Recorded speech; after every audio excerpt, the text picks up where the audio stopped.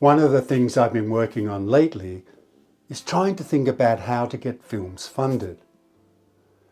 And I've been wondering if it's worth breaking up filming into segments or blocks of filming to get things done.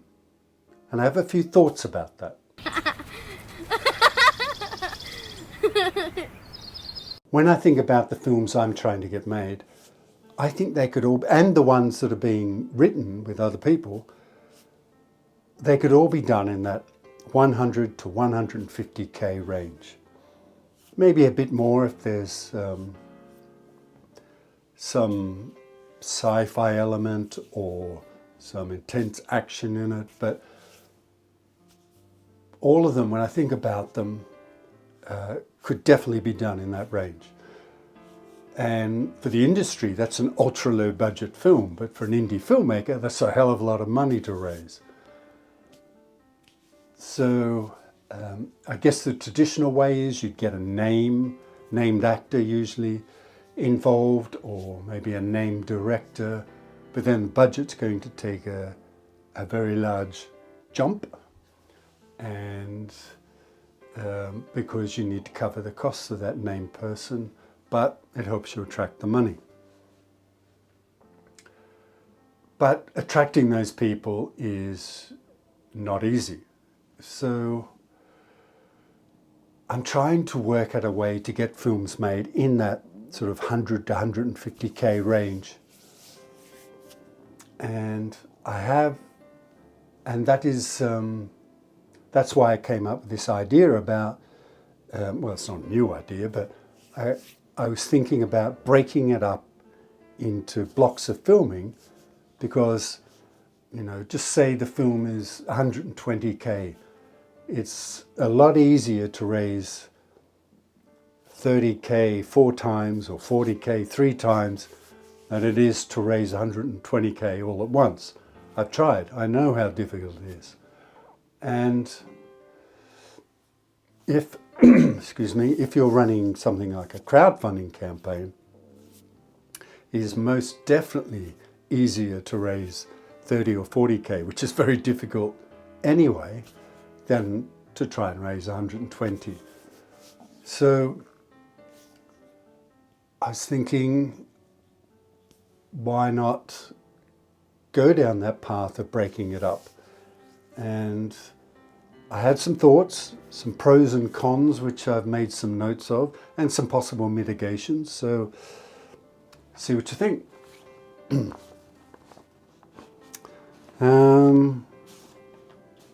Okay, I guess the big pro is that you have a proof of concept. You can show people the quality of your work. You can show people the story.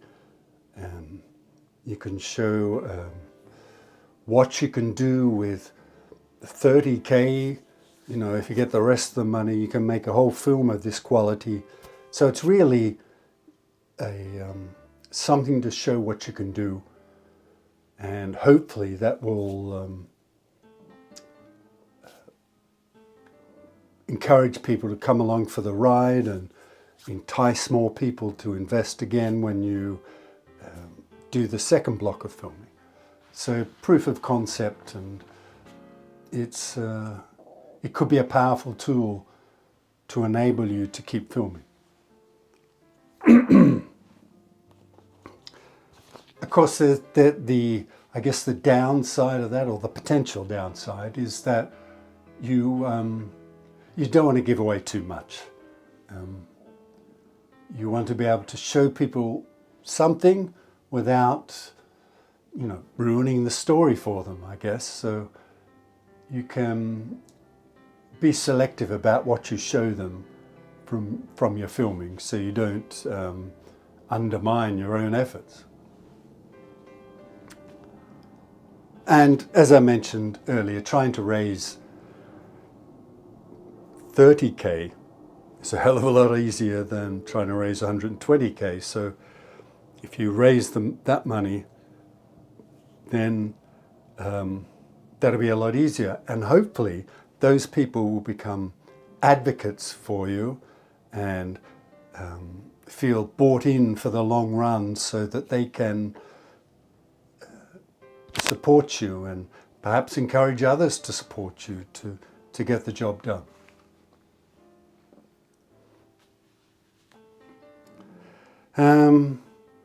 And the other thing was story flexibility. So when you're filming, any filmmaker will tell you that things change.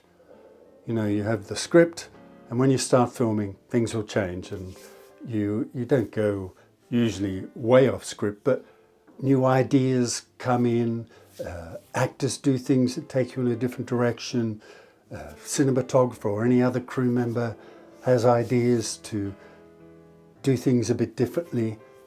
So if you film things in chunks, you have time to adapt the rest of the story to something that's happened in this particular chunk of filming.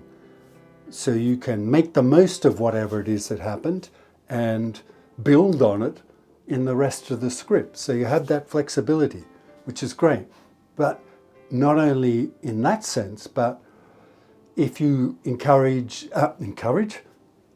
if you have any technical difficulties, for example, not to be encouraged, you can, you have time to adapt and address them so things go a bit smoother for the rest of the filming. When you do, in both of those cases, the, changing the story and technical things, both positive and negative things, when you're doing an intense 20-day shoot, for example, you just don't have the time often to have that much flexibility. You work long days, quickly everyone's kind of, in a kind of eternal knackered state, and you just don't have that flexibility to do those things. And the other joy of breaking into blocks is that people get to refresh. You don't have to do those long, arduous shoots, which really drain you. So that's another benefit that I just thought of, I hadn't thought of. You can be refreshed for each shoot, which is a great thing. But there's always downsides.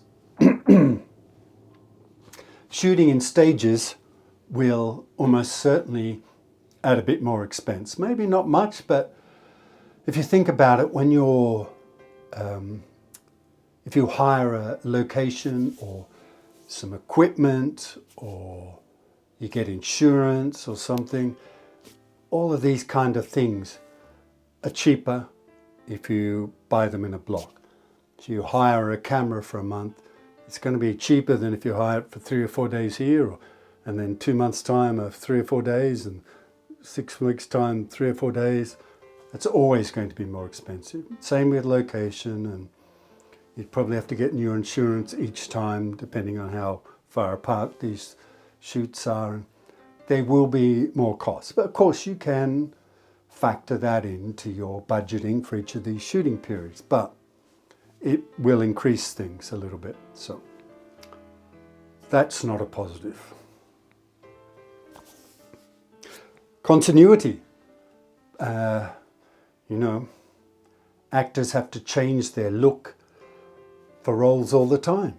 So, if you watched me a few videos ago, I had my shaggy, unkept, massive beard, and now I look completely different. And if I was filming something with that look, and I turned up to film the next block of filming looking like this, the director would not be happy. So you have to be aware, one of my lights has just gone out, you have to be aware that actors have to change. So it may work in your breaking up of the blocks of the story, but it's something you need to keep on top of and remind actors and things. It's something you have to work with, because if you need an actor looking a certain way for your film, the job they do in between, a job they do in between your shooting blocks may require something completely different. So you need to be on top of that and, always talking with the actors about what's required. And the same goes for availability.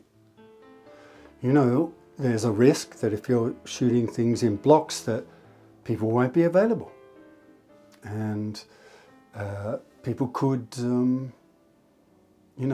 get a job. If a studio in the US says to an actor or your cinematographer or anyone, come work on this big TV show for a year, then that's what they're going to do, obviously.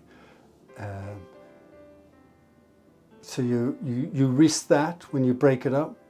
So there's that continuity. So maybe that's the biggest risk for me. Because you can't stand in people's way if life-changing opportunities come along for them. It's not the biggest risk for me, because the biggest risk for me would be having an unfinished film. If you say you had 4 blocks of filming and you did 2 of them, and for whatever reason you couldn't raise the funds, or the actors gone to live in Brazil, or whatever it is. There's any number of reasons why it could happen. But if you're breaking up filming, you're exposed to that risk of having an unfinished film. And I suppose the main risk there is the, not being able to raise funds for each of the 4 parts. However, if you do have something filmed, you could, that could be a proof of concept, or a proof of concept to be able to reboot the project another time. If you have something to show people, like, this is the film I was hoping to make, and this is what I was thinking, how it looks, how it feels, how the story goes.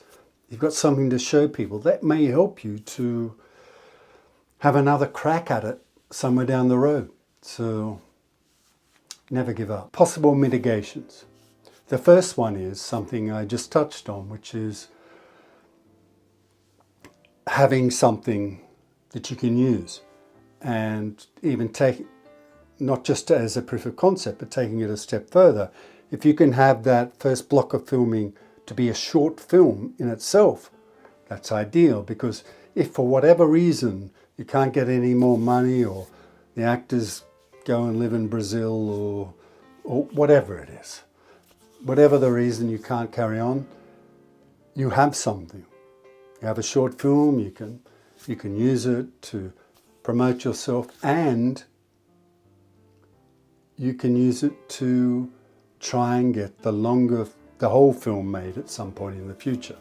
So if you can make that first block of filming something you could work into a short film, that would be ideal. You can have agreements in place. You can have agreements in place so that you get first choice of, the people involved in the project, and it's usually mainly the actors. The other crew as well, but they're not visible, so give you first choice of certain filming blocks. So you have to plan things out well about when you're planning to film, and so hopefully you kind of lock them in, but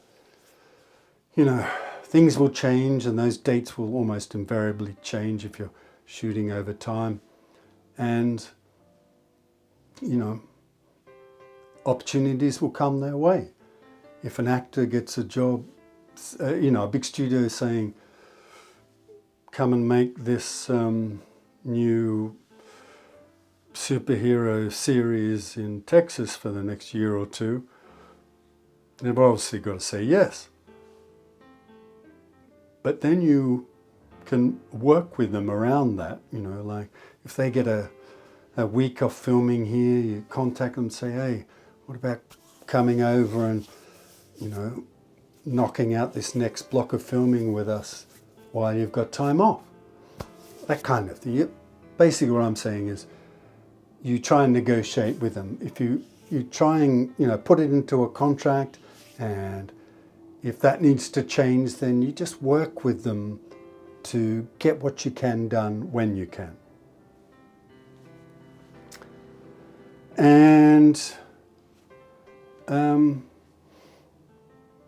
there's a long weekend model where you shoot sort of Friday to Monday, so it just feels like a long weekend rather than sort of filming the whole week, because maybe that makes it easier for people to work it in with other things they're doing.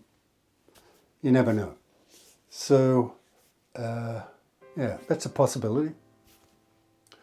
But with all of these things, and with filming in general, you have to be reasonable and work with people and do what you can when you can, because you're working on a very low budget. And you have to realize that that is not going to lock people in as much as you would want to, because they've got the rent to pay, they've got to eat, and working on a really low budget film versus, someone ringing up and saying they're going to pay you 10 or 20 times that, you're obviously, you're going to come off second best in that. So you've got to be aware of all these things and think about them and plan them and do your best to mitigate as much as you can. You're never going to mitigate everything, but just think things through and be reasonable and put yourself in the shoes of those actors or those crew members that might have other opportunities come along, and just deal with them like adults. Excuse me. I think that's all. For me, it's good to think about these different ways of doing things. I've tried to run a crowdfunding campaign to get, I can't remember how much it was, 100K something, might have been a bit more. And it's really, really difficult. And so breaking things up does make more sense. Taking a bit more time to think about things is good for me, because I get excited and enthusiastic and I just want to charge ahead. And I've done that before in the past. And I know it's better if I keep the excitement, but just spend a little more time thinking these things through. And as I mentioned earlier, having a bit of funding like that allows me to focus on the things which I think I'm strongest at, and not have to worry about all the other things which, for example, I had to think about for Kin Spirits. But on the other side of that is that with indie filmmaking, especially low budget indie filmmaking, it's impossible in a way not to wear more than one hat. But I think always working towards trying to be in that situation is what I have to do, because I know that it'll be better for me, and if it's better for me, it should be better for the film. Okay, there are my thoughts.